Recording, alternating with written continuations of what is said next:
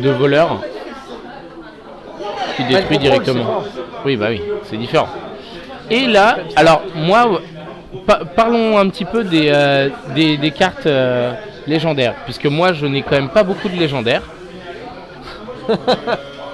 Je n'ai pas beaucoup de légendaires. Encore moins. Voilà. Alors ils nous préviennent quand on essaye de virer des cartes alors qu'on en a. Voilà, c'est ça, alors qu'on n'en a qu'une. Du coup, les cartes légendaires, il y en a 2 par classe. Exactement. C'est ça ? Oui. Oui. Ah oui. Non, je suis en train de lire le texte. D'accord, le texte d'ambiance qui est à droite, c'est ça ? Ok. Et elles sont donc très difficiles à avoir, comme vous pouvez le constater. Elles coûtent quand même 1600 de poussière. Et vous pouvez les avoir soit dans un booster, soit justement en la créant avec de la poussière d'étoile. Et il faut vraiment bien faire ses choix. Donc là après, bon, c'est pas à nous de vous les donner les choix. Il y a plein de sites, de trucs qui permettent de dire. Voilà, vous pouvez toujours nous envoyer un petit message sur notre Facebook et faire hey, salut Cambi et ses filles, j'ai 1600 poussières, je joue surtout Mage. Est-ce que c'est mieux que je craft Antonidas ou est-ce que c'est mieux que j'ai le Léviathan des Flammes? Voilà, le Léviathan des Flammes. Bon, vous avez la réponse en direct live instantanée là, voilà. D'accord. Donc, Mais après voilà, la question souvent c'est est-ce que je craft une légendaire de classe ou une légendaire neutre? Voilà. Parce que les légendaires de classe va être plus spécifique. Alors que voilà, les légendaires neutres, on peut les jouer dans tous nos decks. C'est ça, exactement. Par exemple Sylvanas, quand on l'a, a priori on va la mettre dans quasiment tous les decks. Donc oui, alors je crois que c'est ce qu'on n'a pas dit aussi quand on a parlé de deck building, donc quand on a parlé de construire notre deck, ça on l'a pas dit. Les cartes sont uniques à la classe, c'est-à-dire qu'un prêtre ne peut pas jouer des cartes démonistes ou des cartes chamanes. On peut le jouer que dans chaman. Voilà, exactement. Après prêtre il peut les copier, mais à la création du deck tel qu'il est, on est resté. Mage aussi peut en avoir une aléatoire, donc avoir des cartes, mais à la création du deck, on ne peut pas les mettre dedans, sauf ces fameuses cartes neutres. Un autre truc important, on a droit de monter 9 decks. Voilà. On s'en fiche. Si j'ai un vieux trouble-œil, voilà. Je peux le mettre dans tous mes decks. C'est ça. C'est pas un problème. De toute façon, on joue pas les mêmes decks au même moment. Voilà, c'est ça. Et par contre, il a pas le droit d'être. Il peut pas être en 2 exemplaires dans une. Et gros mage, il peut pas être dans mon deck mage. Ah non, voilà, bien sûr. À mage. En train d'expliquer les voilà. Ok. Un petit peu comment ça fonctionnait. Parenthèse légendaire. Paladin, son pouvoir fait des 1-1 pour 1 mana. Voilà. Pour 2 mana. Très fort. Ouais, oui. C'est pas mal. Surtout qu'on a des synergies avec.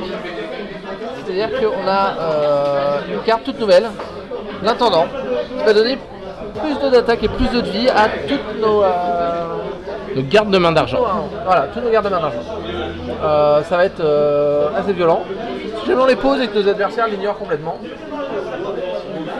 on va accumuler, à un moment on va faire PAM. Voilà.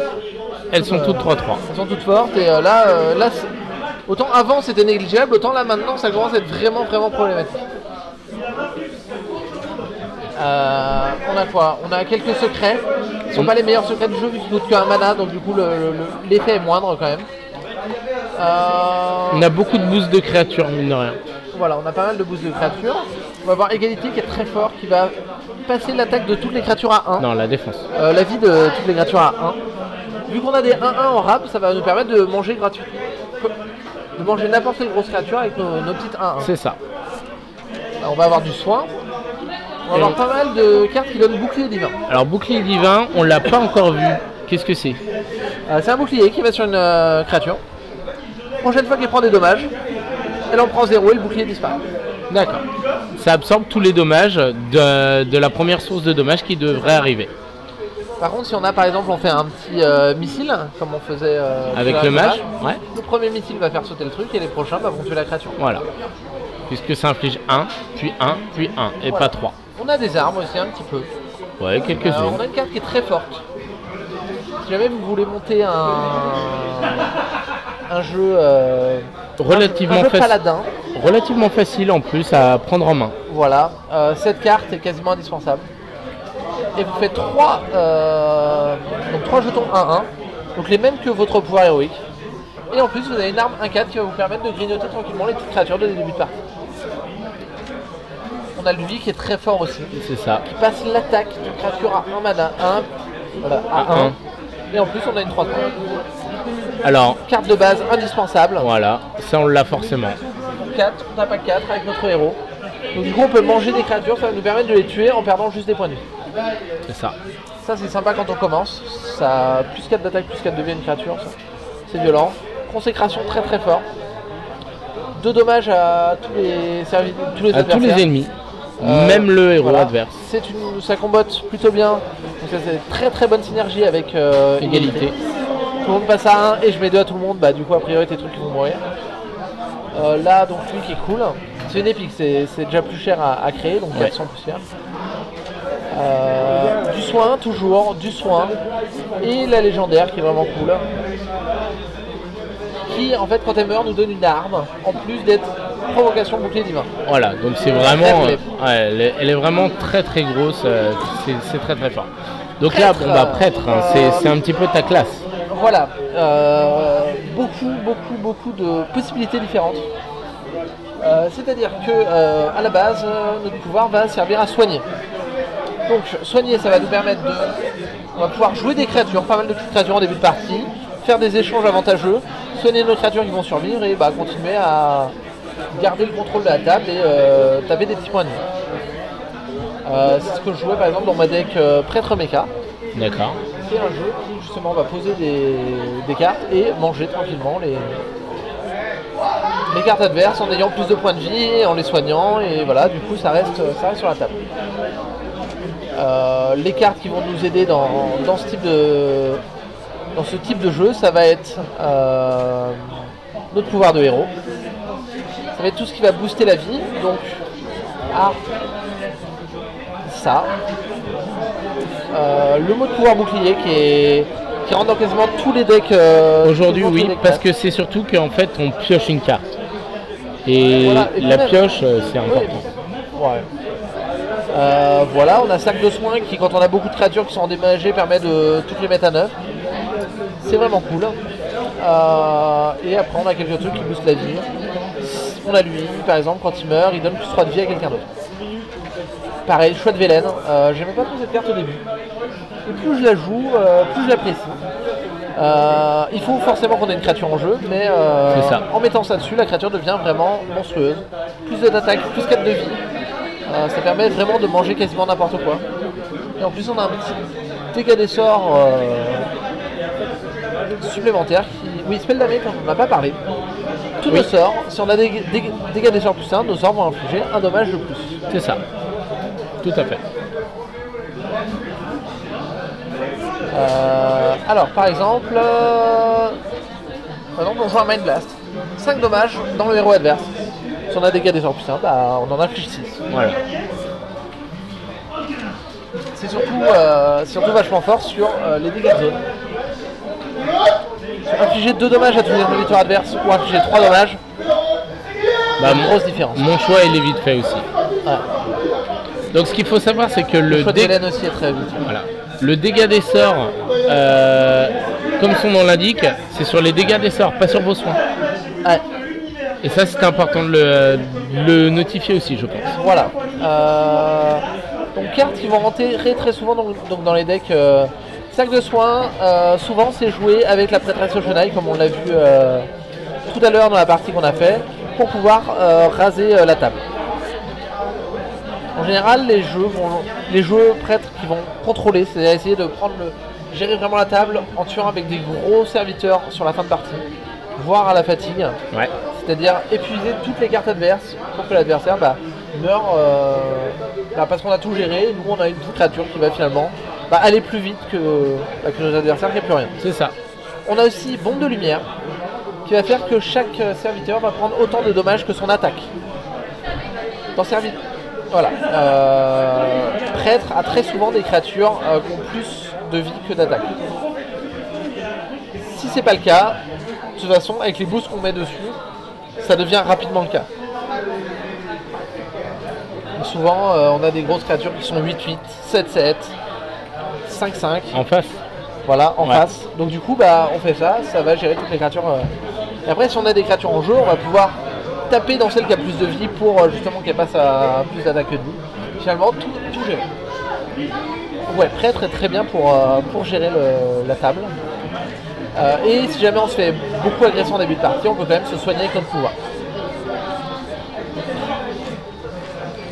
Alors, donc ça permet de mettre des dommages. Donc ça, Esprit Divin, Feu Intérieur, c'est une version plus combo qui va essayer de tuer avec des créatures qui deviennent très très grosses. Le problème c'est que c'est sensible au silence. Mais voilà, ça peut être. C'est une autre optique de prêtre. On va avoir ça qui est très fort dans prêtre. Oui. Qui va tuer les grosses créatures, tout simplement. Ça qui est très fort, ça copie des cartes du deck adverse, on l'a vu. Ouais. Ça pioche sans pour autant avancer dans notre deck. C'est-à-dire que ça va avoir des cartes en plus que notre adversaire va devoir gérer ou qui vont nous permettre de gérer l'adversaire. De gérer les cartes adverses. D'accord. Du coup, nous aider dans l'optique que je joue souvent quand je joue prêtre de contrôle, c'est-à-dire de gérer toutes les menaces adverses. Finalement tuer avec pas forcément beaucoup de choses, juste j'ai pris l'avantage sur toi, j'ai tout géré, je gagne la partie. D'accord. On va avancer un petit peu. Ça c'est fort aussi. Si l'adversaire a des créatures assez moyennes, c'est-à-dire à 3 d'attaque ou moins, on va en prendre une pour taper sur l'autre. C'est très fort. Nova Sacré c'est pas mal, ça permet de gérer la table. Si notre adversaire aligne les petites créatures, ça permet de les tuer. Et après, nous, nos créatures regagnent de la vie. Donc du coup, pour nous, c'est plutôt tout bénef. Voilà. Et puis, ça fait un petit peu de sang en plus. On a Holy Fire. Pour 6, on inflige 5 où on veut et on regagne 5. Prêtre, il a assez peu de soins de masse. Il a plus du petit soin.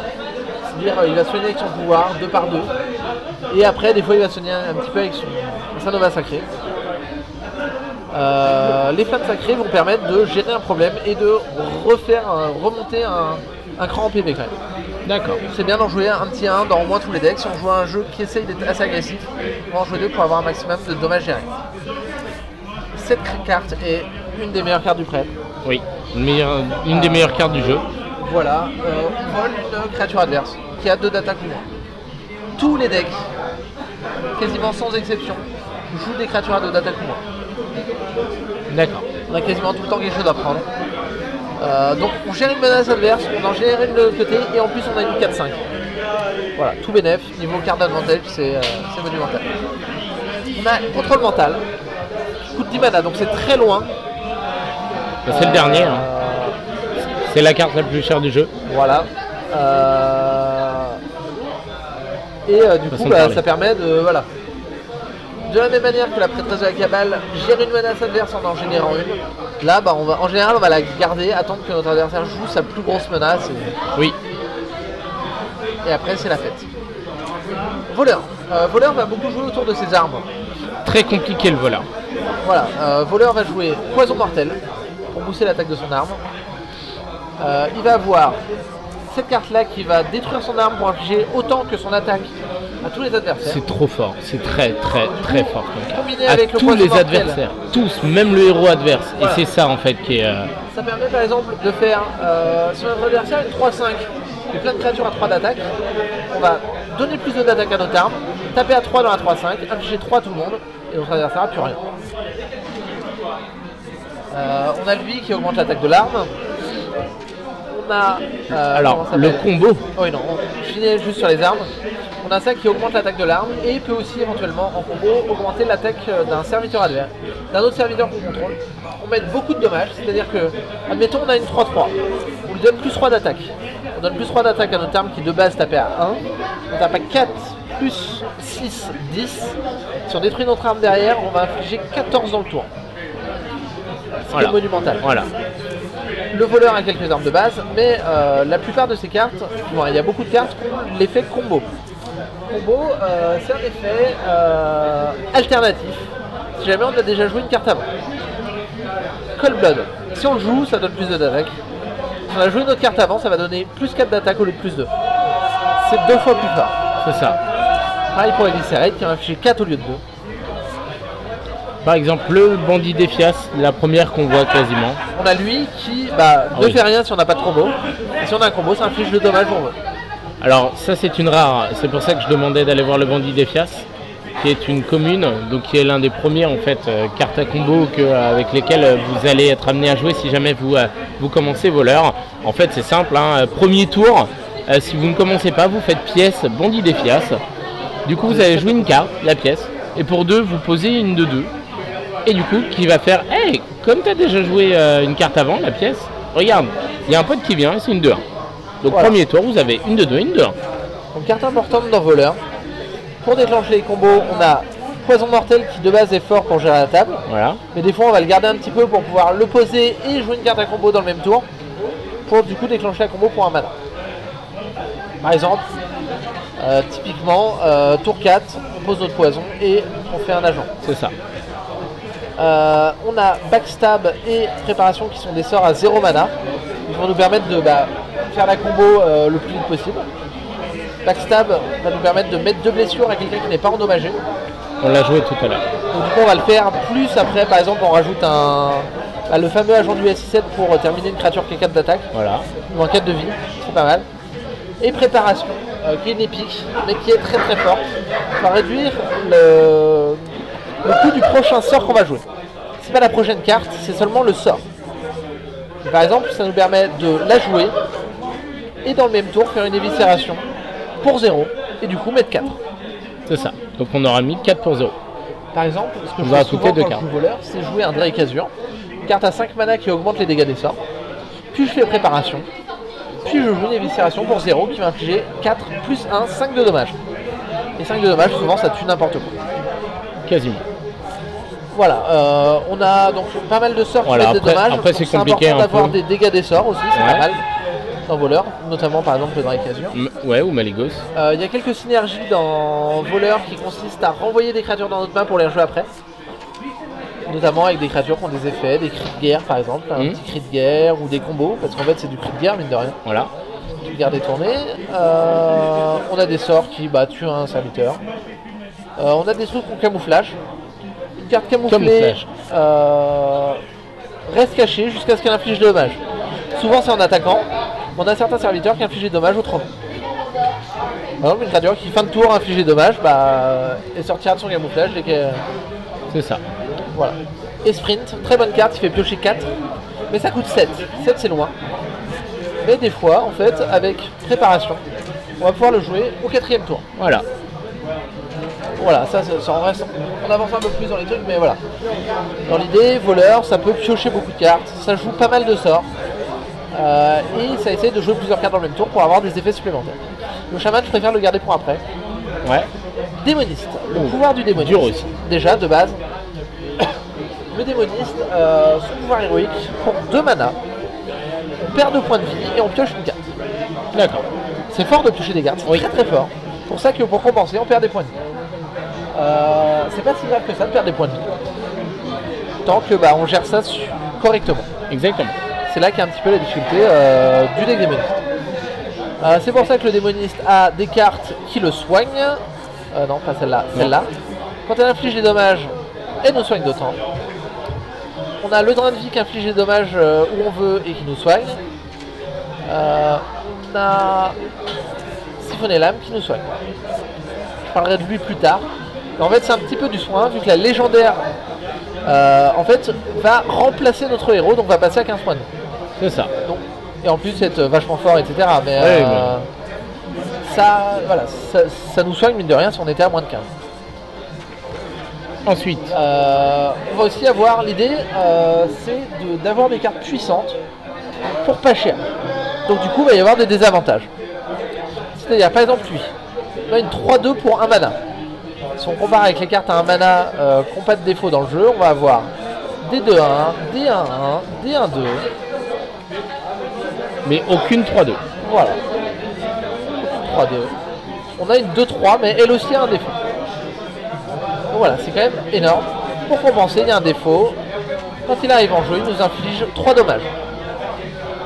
Ah, c'est pas grave, vu que ça nous permet d'agresser rapidement. Voilà, ouais. Succube. 4-3 pour 2 mana, pareil, c'est énorme comme statistique. Et du coup, on défausse une carte au hasard. Ça peut être problématique, il faut voir le bon moment pour la jouer. Autre carte qu'on des défauts, celle-là. 3-5 provocation pour 3. La carte de référence pour le 3-5 provocation, c'est le Senjin. Voilà, qu'on a joué tout à l'heure. Donc lui coûte un mana. En compensation, il détruit un de nos cristaux de mana. Voilà, donc c'est autant vous dire que c'est une carte qui est absolument pas jouée. Assez peu joué. Très peu joué. Voilà, on a une 5-6 qui nous inflige 5 dommages quand il arrive. Voilà, et enfin, la 5-7. Ah, merci. Et la 5-7, qui est très jouée. Oui. Qui est une 5-7 charge, donc elle peut attaquer le tour et elle arrive. Donc déjà pour 5 mana, on inflige 5 dommages. Et elle a 7 de vie. Et elle a 7 de vie. Elle a 7 de vie. 7 de vie, c'est énorme. Voilà, donc ça c'est la carte. Si vous en ouvrez, ne la désenchantez pas. Si voilà. jamais un jour vous êtes amené à jouer démoniste, il y a des chances pour que vous mettiez cette carte dans votre jeu. C'est ça. Dernière carte à défaut, celle-là, une carte de qui est sortie il n'y a pas si longtemps que ça. C'est ça. 9-9 pour 6 mana, donc c'est des stats énormes ici. Par contre, elle meurt si elle est la seule créature que l'on contrôle en jeu. Donc là, tu as juste à gérer notre petite bête à côté, il meurt. C'est ça, tout à fait. C'est pareil, c'est un pari. Et ensuite, on a pas mal de dégâts de zone rapidement. Si jamais on fait silence dessus, et bah il a plus de défaut. Oui, c'est vrai. Voilà. Alors, on a quoi? On a des sorts, donc on tue des créatures, on inflige des blessures aux créatures, on tue des créatures, on met des dommages, donc ça va être dangereux. Ou alors on booste aussi, hein, pareil. Voilà. Et on a aussi du boost. +4/+4 à une créature jusqu'à la fin du tour, par contre elle meurt à la fin du tour. C'est ça. +2/+2 à un de nos démons. Il y a beaucoup de synergie avec les créatures qui sont des démons. Voilà. +2/+2 à un démon. On met des démons au hasard de notre deck dans notre main. Toujours dans l'optique, on a des effets forts en prenant des dommages. On inflige 3 dommages à tout le monde. Et... Donc, même nos créatures, même notre héros. Voilà. Mais ça nous permet de mettre 3 dommages partout. Pour vous donner une idée, une carte, si elle infligeait que en face, ça coûterait 6 mana à peu près. C'est ça. Donc des dommages sur les créatures. Des dommages sur les créatures en faisant des petites créatures. Ça c'est rigolo aussi. Tous nos serviteurs coûtent 2 de moins. Donc si on pioche beaucoup, ça peut nous permettre de jouer plein de cartes dans le tour. Et voilà, c'est à peu près tout. On détruit toutes les créatures. Voilà. Je pense que on a fait le tour. Donc voilà. Donc ça c'est démoniste. Il a lui aussi qui est rigolo, qui fait, quand il arrive, il va manger les mecs qui sont à sa droite et à sa gauche. Il va absorber leur attaque et leur point de vie. Donc on va le jouer vous l'aurez compris, dans un jeu qui joue beaucoup de créatures pour le râle d'agonie. C'est ça. Qui vont faire des effets quand elles meurent. Guerrier, dernière classe.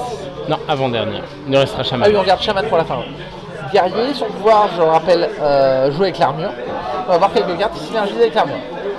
Cette carte-là qui inflige autant de dommages à un serviteur qu'on a d'armure. Tout à fait. Il a aussi beaucoup d'armes. Ouais, on va venir après, on va faire l'armure. Ça, dès qu'un de nos serviteurs subit des dommages, on a de l'armure. Ouais. Donc pareil, ça peut générer beaucoup d'armure. Pour 3, on gagne 5 d'armure et on pioche. On gagne de l'armure. Je crois que c'est tout. Quand on gagne de l'armure, il gagne de l'attaque. Et on gagne de l'armure. Voilà, donc c'est beaucoup de... Il y a moyen de faire un truc très synergique. On a beaucoup d'armes. Une arme qui tape qu'une fois, mais si on tape les créatures, en fait, elle perd de l'attaque au lieu de perdre de la durabilité. Finalement, ça va pouvoir tuer beaucoup de créatures. C'est ça. On va avoir une arme qui tape, voilà. Fort. On a une créature qui nous donne une arme. On a une autre arme. On a une autre arme. On a encore une autre arme.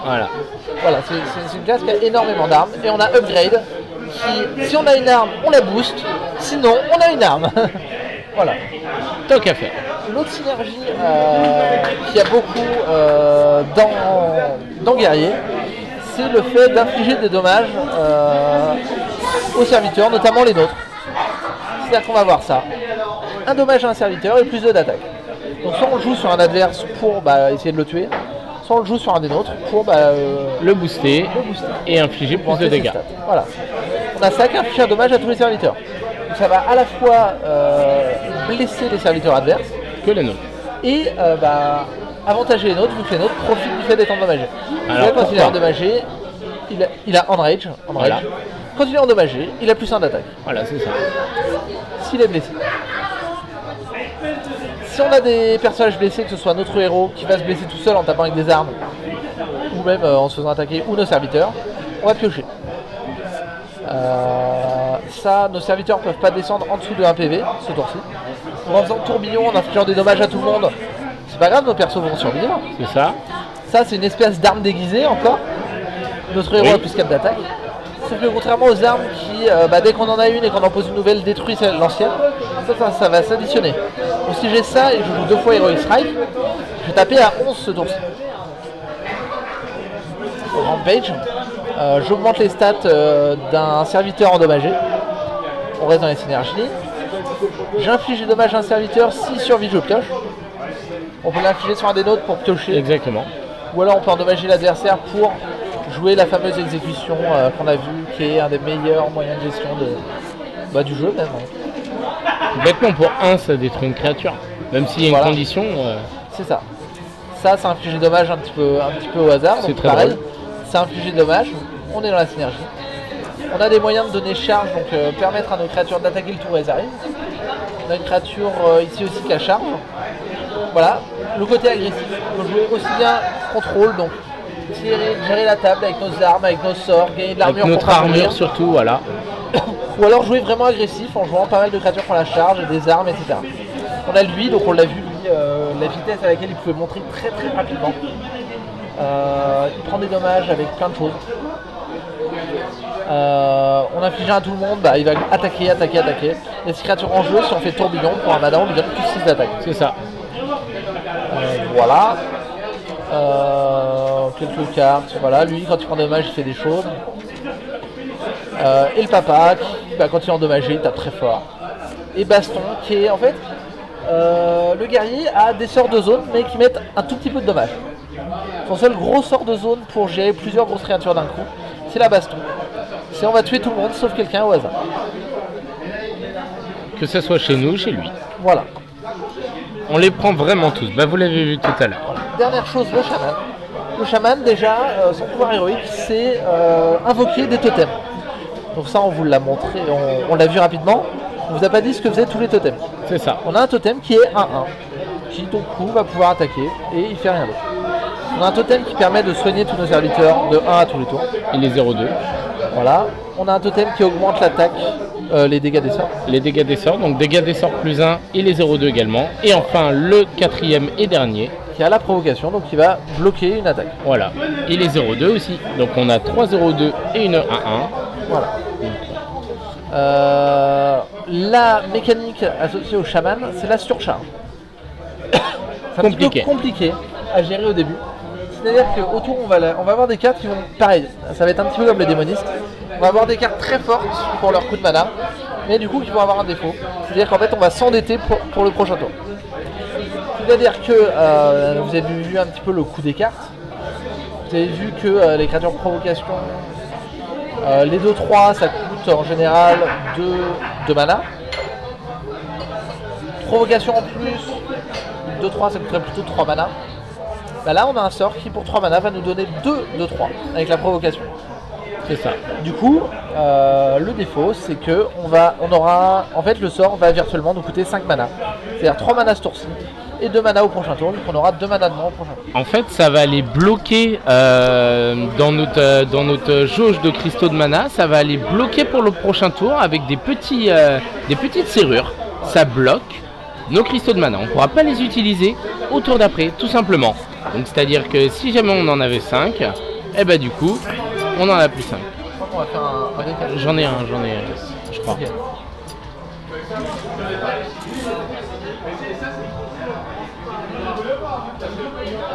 Moi, j'en ai pas assez. On verra après, on s'en fout. On fera une petite partie avec Shaman pour montrer. Voilà, donc on a des sorts qui font ça, on a des choses qui synergisent avec les totems. Nos totems, c'est des créatures. Donc, oui. Si jamais on les pose et qu'ils ne sont pas gérés, mine de rien, ça va pouvoir mettre des dommages, notamment avec le totem langue de feu. Celui-là, c'est pas un totem qui peut apparaître avec notre pouvoir, mais on peut le jouer de notre main et booster l'attaque de nos deux serviteurs adjacents. Voilà, qui sont à côté. Donc on le pose entre deux totems qu'on a posés sur les tours précédents, et nos totems du coup vont pouvoir attaquer. Tout à fait, Thierry. On va avoir quoi? On va avoir une carte qui silence qui inflige des dommages. Très bien. Très forte. Pour notamment contre les râles d'agonie, ça enlève râles d'agonie et ça détruit la bête. Voilà, on va avoir des sorts qui mettent de dommages, donc 3 dommages, entre 3 et 6 dommages, plus un petit peu de surcharge. Beaucoup d'aléatoires dans le chaman aussi. Et plus 3 d'attaque avec qui on veut, même notre héros par exemple. Voilà. Pour aller facilement manger les cartes qui posent problème. Un petit peu d'armes pour le chaman. Il y a quelques créatures qui ont la furie des vents ou des cartes qui donnent la furie des vents à des créatures. Voilà. Donc elles peuvent attaquer 2 fois. Ou qui donne le râle d'agonie aussi. Voilà, on va voir ça. On va voir l'une des meilleures gestions du jeu avec le mouton. Si vous jouez chaman, a priori vous allez mettre 2 métamorphoses. 2 malédictions. Non, malédiction, ouais, merci. Dans votre deck parce que voilà. Ouais. Voilà, donc ça va transformer n'importe quoi en 0-1. Beaucoup de dommages. J'en parlais tout à l'heure, on continue. Sort de zone, pareil. On met entre 2 et 3 dommages. Donc on l'a vu, consécration chez le... Ça coûte 4. Ça coûte 4. 3 mana en général, ça coûterait à peu près 6. C'est ça. Bah là on a une carte infligée entre 2 et 3, donc qui virtuellement coûterait à peu près 5 normalement. Là ça nous coûte 5 mais en 2 tours. Donc ça nous coûte 3 ce tour-ci et 2 au prochain tour. On a une carte qui a un bonus quand on joue des cartes sur charge. On a des cartes donc sur charge qui se baladent par-ci par-là. On a un marteau, on a une arme qui a furie des vents. Ça fait que notre héros va pouvoir taper 2 fois. C'est ça, c'est vraiment sympa à jouer. Et donc si jamais on joue la carte qui booste l'attaque par exemple, ça fait qu'on tape 2 fois à 5 ce tour-ci. C'est ça. C'est quand même assez violent. Bloodlust c'était pas mal. Quand on commence, en général, on a tendance à en jouer dans Shaman. Parce que on va jouer nos créatures, on va jouer nos petits totems qui vont pas forcément tous être gérés. Et dès qu'on a 4-5 créatures, donner plus 3 d'attaque à tout le monde, ça met d'un coup une quinzaine de dommages, plus l'attaque de base des créatures. C'est difficilement gérable. C'est difficilement gérable. Élémentaire de feu, très très bonne carte. Excellente créature. Statistique monumentale, 6-5 pour 6. Inflige 3 dommages quand il arrive où on veut. Est-ce que tu as lu son texte d'ambiance? En effet, il ne peut jamais prendre de bain. Il ne peut jamais prendre de bain. Donc voilà un petit peu. Voilà, et si, c'est la seule carte légendaire qui a tous les pouvoirs. À part Death Rattle. Non. Encore. Voilà. Alakir. Il a bouclier divin. C'est-à-dire que. On l'a déjà expliqué. Il absorbe ses premiers dommages. Voilà. Taunt, on est obligé de l'attaquer. Charge, il attaque le tour où il arrive. Furie des vents, il tape 2 fois. Voilà. Donc voilà, c'est celui qui a tous ceux de base. Donc bon. Voilà. Et après, on a des cartes neutres. Les cartes neutres. On en a plein, elles peuvent rentrer dans tous les decks. Voilà, et c'est souvent. Il y en a beaucoup qui sont très utilisés de manière globale. Il faut savoir que vous n'avez pas de sort en neutre. Non, il n'y a pas de sort neutre. Les sorts sont spécifiés à chaque classe. C'est ça. Donc là, on est vraiment uniquement sur des serviteurs. Donc à faire un bon choix. Si on va être plus agressif, plus défensif. Cartes qui vont vous servir souvent. Je sais pas si on va faire tout le tour d'horizon, mais non, c'est. Si jamais vous hésitez sur une rare, ça c'est bien si vous jouez beaucoup de créatures. Voilà, par exemple. C'est bien avec paladin et chaman qui vont en pouvoir héroïque invoquer des créatures. Voilà, et chasseur qui joue pas mal de petites créatures. Voilà. La chouette, on aurait peut-être pu en parler quand même, puisqu'il y a quand même peu de moyens en fait de donner juste après. Silence, Après. Voilà. Il y a peu de moyens de donner silence. Et donc la chouette est vraiment très très intéressante parce que on a une bête, donc c'est une 2-1 pour 2, mais en plus elle silence, donc c'est toujours intéressant. C'est ça. En rat, on a quoi? Tiens, on va taper rare, ça va être plus simple. Hop. Rare importante quand on commence. Ça peut permettre d'être agressif. Donc si vous jouez un jeu très agressif, par exemple chasseur, voilà. Ça peut vous permettre de débloquer des situations, donc si vous les avez, gardez-les. Pyromancien, c'est assez compliqué à jouer, mais rapidement ça peut s'avérer utile. C'est ma première carte dorée. Avec par exemple Paladin, si vous avez Pyromancien en jeu, que vous jouez égalité, tout le monde va passer un point de vie, puis le Pyromancien va infliger un dommage à tout le monde. Donc tout le monde va mourir. C'est ça. Dans Prêtre, c'est pas mal aussi, ça permet de gérer la table en début de partie. On le joue au deuxième tour, on fait la pièce, il met un à tout le monde. Pour un mana, on lui donne plus de vie, il réinflige un à tout le monde et il survit. C'est ça. Ça permet de gérer les départs très agressifs. Vous allez avoir quoi? Argus. Ça qui est pas mal dans Prêtre. Ouais, dans Prêtre. Argus, c'est bien partout. Ça augmente les statistiques de 2 de vos créatures et ça donne provocation. Très très fort. Ouais, franchement, je plus sois. Ça, c'est pas mal en ce moment vu qu'il y a pas mal de gens qui jouent des secrets. Si vous avez tendance à jouer, à rencontrer beaucoup de mages, de chasseurs qui jouent des secrets assez chiants, en avoir un dans votre deck, ça peut être pas mal. Ça Une peut fois, permettre ouais, de une fois voler. de temps en temps, c'est sympa, mais bon. Drake Azure, très très bonne carte. Très souvent Il joué. arrive, il fait piocher une carte et il donne plus 1 au dégâts des sorts. Voilà, tout et en c'est une étant 4-4. Très très fort. Ça rentre dans quasiment tous les decks quand on commence. Lob bombe est pas mal aussi, ça permet de gérer les créatures adverses. Sachant que 4 dommages, des fois, c'est compliqué à infliger. Mine de rien, donc voilà, ça permet de pallier les faiblesses de certains decks. Alors là, on arrive au must, je pense. Voilà. Crash Vase, C'est le très must. très fort. Le problème, c'est que ça, vous ne pouvez pas le crafter. C'est ça. Vous serez obligé de passer par les modes aventure. On va vous montrer ça vite fait après. Ouais, on va en parler très vite, hein, parce que c'est vrai que ça Voilà. commence à être un petit peu long comme tuto, donc C'est ça. ne vous inquiétez pas. Voilà, ça c'est très bien aussi. C'est l'ancêtre du Crash Vase. Provocation, bouclier divin. Faut taper plusieurs fois dedans pour pouvoir le gérer. C'est vraiment fort. Pareil pour lui. Charge bouclier divin, c'est un peu les alter ego. Lui il arrive, il va taper dans quelque chose sans mourir vu qu'il a bouclier divin. Il va manger quelque chose. Et voilà. On a fait le tour des rares importants quand on commence. Épique, Epic c'est un peu plus long. Ouais. C'est un peu plus. il n'y en a pas beaucoup là en plus. Je pense que c'est mieux de, quand on commence, de privilégier sa poussière de mana pour plusieurs bonnes rares Pour quelques rares, que ouais. une seule épique. Pour le prix d'une épique, vous pouvez vous payer 4 rares. C'est vrai. Vous ferez plus souvent la différence en ayant 4 rares dans votre deck qu'en ayant une épique. Sachant que il y a des épiques qui sont vraiment Inutiles. situationnelles, qui demandent vraiment. En fait, les épiques, c'est pas forcément qu'elles sont plus fortes, c'est qu'elles demandent vraiment de construire un deck autour. Par exemple, lui fait perdre bouclier divin à toutes les créatures pour grossir. Donc, du coup, ça va demander de jouer pas mal de boucliers divins. Ou alors vous le jouez parce que vous pensez que vos adversaires vont en avoir, etc. Pareil, lui, il demande de jouer des créatures qui ont 1 d'attaque. Du coup, le deck va être construit en conséquence. Pareil, on booste les Murlocs, ça va demander de jouer des Murlocs. Voilà. Voilà. Qu'est-ce qu'on peut dire vite fait? Un point vite fait sur les aventures. Ouais, très vite. Et Les on va aventures, finir là-dessus, je C'est pense. achetable. Vous achetez par exemple Naxxramas. Une fois que vous avez Naxxramas, vous allez acheter la première aile. Vous allez avoir un premier boss qui va être Anubrekan. Qui va avoir des cartes spéciales, des cartes qui n'existent pas, que vous ne pourrez jamais jouer dans votre jeu, C'est ça. qui sont spécifiques à lui, qui sont très fortes. Et il a un pouvoir unique.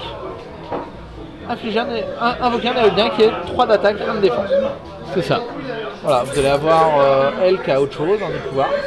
Et en fait, à chaque boss que vous allez battre, vous allez débloquer des nouvelles cartes. Une fois que vous aurez battu les 3, vous allez débloquer une grosse légendaire, Voilà. qui va être la légendaire que vous venez de battre. En fait, le héros que vous venez de battre, vous allez l'avoir en carte. Vous allez avoir Nightstar, puis Oreb, puis Le Baron Vaifand. puis les potes de Thaddeus, puis Kel'Thuzad. Donc voilà. Et par exemple, Kel'Thuzad, si on retourne dans la collection, si on regarde les cartes Naxxramas, donc les cartes qu'on a pu débloquer que de cette manière, on va retrouver donc des cartes spéciales et on va avoir Kel'Thuzad par exemple. Voilà. Et le fameux Crash Vase dont on vous parlait qui est assez fort. Voilà, en fait ça va vous débloquer des cartes en plus que vous pouvez débloquer que de cette manière là. Et ce sont souvent des bonnes cartes. Ouais, ça vaut le coup. Ouais. Faut vraiment dire que ça aide beaucoup et on peut pas les avoir dans les boosters. C'est ça. On peut pas les créer, on peut pas les avoir dans les boosters. Voilà. Donc, Après la question se pose toujours, est-ce que j'achète cette booster ou est-ce que je prends une aile de... ouais, bien sûr. au début, je pense, le temps d'avoir un deck à peu près pas trop mal, Faut s'acheter des c'est boosters. bien d'acheter des boosters. Et une fois que vous commencez à avoir un ou deux decks qui commencent à peu près tourner, économiser pour prendre le mode aventure et débloquer les cartes une par une, elle par elle. Et voilà, améliorer vos decks. Voilà. Le dernier mode qui reste, c'est l'arène. Voilà, donc, on va faire sur cette deuxième partie de stream, si on a le temps. Mais je pense pas. Il est Non, on fera ça la semaine prochaine. 23h. Ouais. On fera ça la semaine prochaine. C'est l'idée de l'arène. On crée des nouvelles cartes. On C'est va ça. avoir des cartes. On va nous prêter, entre guillemets, le temps de jouer jusqu'à ce qu'on arrive à 12 victoires. Jusqu'à ce qu'on perde 3 fois. Voilà. Une fois qu'on aura soit atteint les 12 victoires, soit perdu 3 fois, ça va s'arrêter. Et on aura des récompenses en fonction du nombre de victoires qu'on aura gagné. Tout à fait. Et ça coûte soit de l'or, soit de l'argent réel. Comme toujours, on peut tout faire avec seulement de l'argent virtuel. Et toujours avec nos quêtes journalières. Voilà. Donc voilà. J'espère qu'on a été assez clair. Ouais, n'hésitez pas si vous avez des questions, on pourra faire un tuto plus ou ce genre de petites conneries, reprendre un complément d'infos. même pendant même 1 heure. Donc de toute façon, moi j'ai eu pas mal d'informations aussi par rapport à notre stream qui laguait, etc. Et c'est vrai que pour vous c'est difficile de nous suivre en live. Il n'y a pas de souci. Bientôt on va poster cette vidéo là, moi je l'upload dès demain. Et sur YouTube. Et nous vraiment aujourd'hui, ce soir, on n'a pas présenté de jeu, on n'a rien fait pour vraiment créer quelque chose de l'esprit, etc. Pour que voilà, on a des potes qui font c'est cool ce que tu fais, mais voilà. on parle pas quoi. Voilà, c'est ça. Et donc les intégrer un petit peu aussi à notre univers, dire pourquoi nous on aime ça, pourquoi on aime voilà, organiser des tournois de ça. Pourquoi, enfin, voilà, vous avez vu les parties on vous fait rentrer dans notre monde.